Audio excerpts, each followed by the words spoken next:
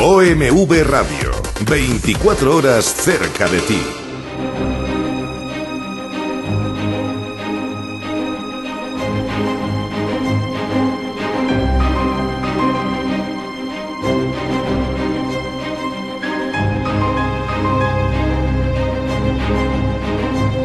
Con un fraternal saludo, como siempre, les doy la bienvenida a nuestro programa Golpe a Golpe, Verso a Verso, desde esta gran estación OMV Radio, en Ecatepec de Morelos, Estado de México. Continuamos con los temas que hemos venido desarrollando acerca de la historia de México, particularmente en la época del Maximato. Como hemos informado a ustedes, una de nuestras principales fuentes para este trabajo es la fuente hemerográfica, particularmente el periódico Excelsior de aquellos tiempos. Vamos a referir para ustedes una nota que apareció en el periódico Excelsior el día 28 de junio de 1923 en la primera plana de la segunda sección. La nota dice así: el presidente respetará el voto popular. Se encontraba México inmerso en la lucha, en la sucesión presidencial. Álvaro Obregón se había decidido por Plutarco Elías Calles en contra de Adolfo de la Huerta, como lo hemos visto ya en nuestro programa, situación que provocó una violenta sublevación que costó mucha sangre y muchos daños materiales al país. La nota está fechada en Monterrey, junio 28. El reportero de Excelsior entrevistó a Calles, quien arribó a Monterrey, donde fue recibido por el alcalde, funcionarios públicos del Estado y de la Federación y otros prominentes políticos. Dijo que partiría a su hacienda de Terán, a donde pasaría todo el mes de julio en compañía de su hijo. Respondió que todo militar tiene derecho a participar en política siempre y cuando, con la anticipación que marca la ley, se retire del servicio militar. Sobre la pregunta de que si aceptaría la candidatura a la presidencia de la República, respondió que todavía no auscultaba a la opinión pública y que para aceptar tenía que estar convencido de que la mayoría del pueblo lo aceptaba como candidato. La mayoría del pueblo, pues como si eso les importara un comino a los políticos. Opinó que la transición se llevaría a cabo y que todas las fuerzas políticas contendientes tenían una sola divisa: la reconstrucción política, la reconstrucción pública. Declaró que el presidente Obregón jamás burlaría el voto público y que él, como revolucionario, sustentaba el principio de la libertad y que lo único que deseaba era que la voluntad popular fuera respetada en toda su soberanía. Bueno, es lo que han dicho todos los sucesores de Calles. Yo creo que Calles le sacó muchas fotocopias a este discurso y se los entregó a sus sucesores.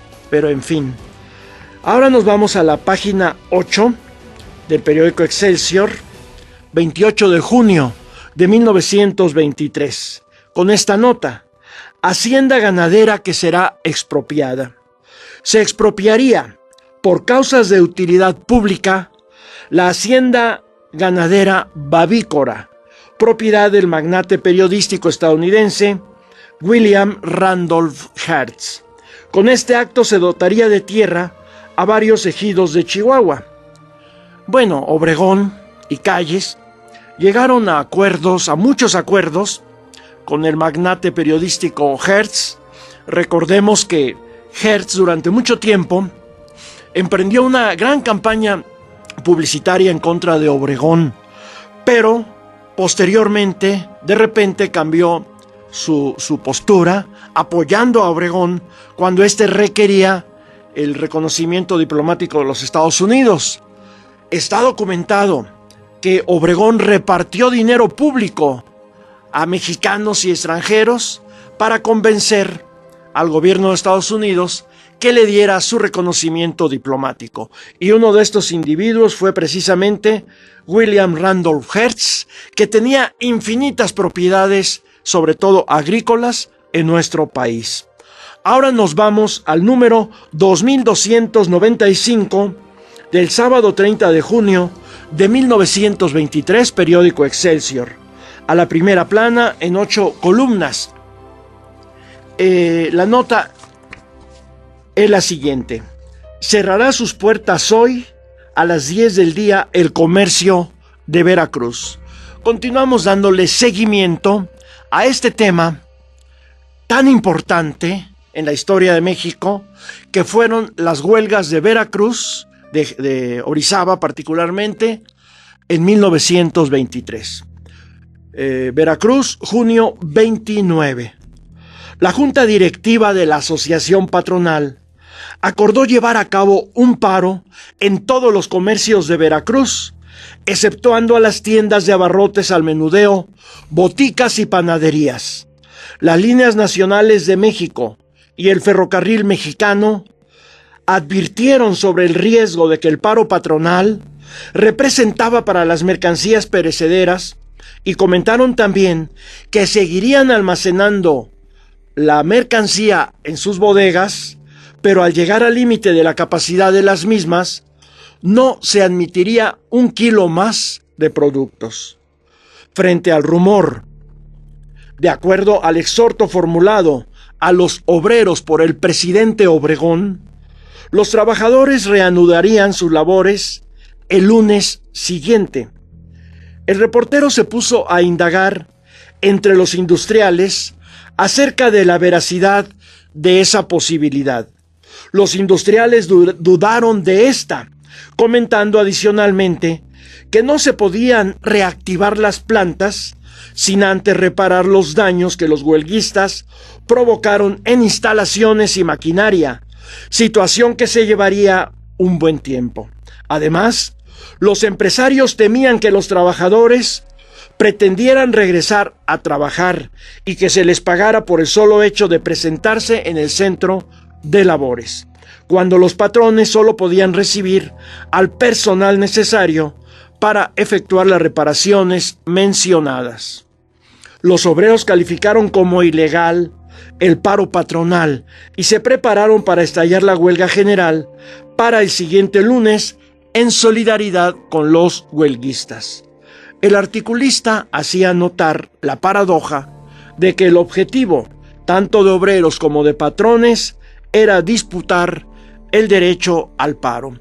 Bueno, pues estábamos en un momento muy importante, como aquí lo hemos repetido, porque de esta corriente de huelgas en Orizaba se derivó después el derecho laboral mexicano, las prestaciones, más que el derecho laboral, las prestaciones a los trabajadores mexicanos que hoy están siendo mermadas por el gobierno neoliberal de Peña y por los empresarios que dicen que ellos invierten y que gracias a ellos hay trabajo, pero no toman en cuenta que sin la fuerza de trabajo que ellos explotan no habría producción, no habría ganancias, no habría nada en este país.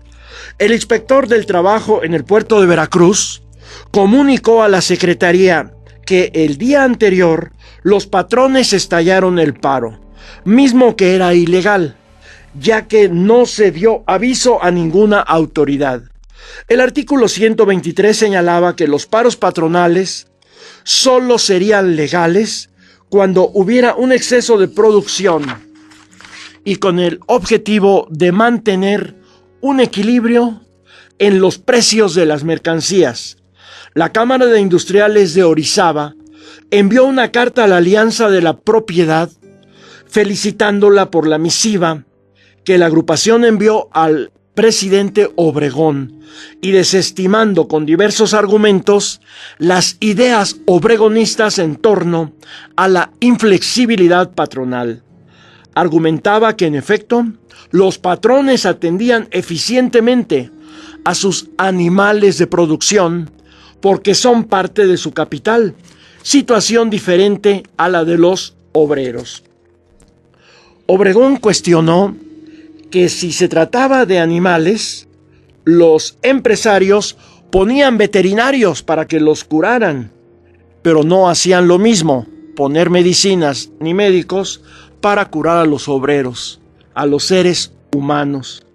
La carta desestimaba el argumento de Obregón de que para dar sueldo completo, servicio médico y medicamentos, de que dar sueldo completo, servicio médico y medicamentos a los trabajadores y a su familia en enfermedades comunes redundaba en beneficio de la producción fabril. La Cámara señalaba que el ausentismo por enfermedad no repercutía en la producción, puesto que las empresas ya tenían previsto y calculado cómo devengar la posible afectación. Apuntaba que las empresas no se regían por argumentos morales, sino por razones jurídicas. Excelsior publicó una carta firmada por quienes el periódico calificó como numerosísimas personas que manifestaban su temor por las consecuencias sociales que tendría el cumplimiento de las amenazas obreras de cortar la luz, el agua y otros servicios públicos de Orizaba.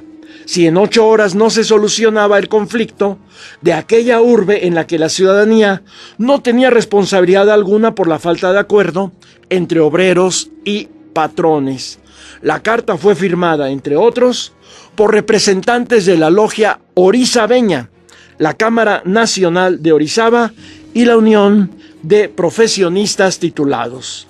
Los industriales calificaban a Veracruz como cuna del liberalismo. Existía el riesgo de que los huelguistas confiscaran la correspondencia postal y se informaba a autoridades municipales y militares que ellos no podían hacer nada. Los sindicatos ponían el precio de las mercancías, cobraban derechos de peaje, se quejaban los comerciantes de que la gente compraba y salía sin pagar. Esa era la situación de mucha desaveniencia entre los obreros y los patrones. Y Obregón pues les decía que su gobierno, les decía a los patrones, no podía hacer nada en favor de ellos. Pero de estos temas continuaremos hablando el día de mañana en nuestra próxima emisión de su programa Golpe a Golpe, Verso a Verso. Se despide de ustedes su amigo José Manuel Marmolejo Delgado.